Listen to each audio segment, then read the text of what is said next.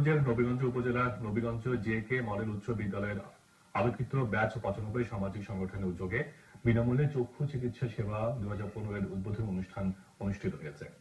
নবীগঞ্জ উপজেলা পরিষদের chairman advocate Alamgir Chowdhury বলেছেন, সমাজের প্রত্যেক মানুষেরই কিছু সামাজিক দায়িত্ববোধ রয়েছে।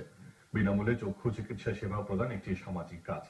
আর এই ভালো কাজ করার জন্য নবীগঞ্জের আলোকিত ব্যাচ ৯৫ সত্যি প্রশংসার দাবিদার। তাই এই ধরনের সামাজিক কাজে সবাইকে এগিয়ে আসতে হবে। বৃহস্পতিবার সকালে নবীগঞ্জ জে.কে মডেল উচ্চ বিদ্যালয় প্রাঙ্গণে আলোকিত ব্যাচ ৯৫ নবীগঞ্জ সামাজিক সংগঠনের উদ্যোগে বিনামূল্যে চক্ষু চিকিৎসা সেবা ২০১৫ এর উদ্বোধনী অনুষ্ঠানে প্রধান অতিথি বক্তব্যে উপরোক্ত কথা বলেন।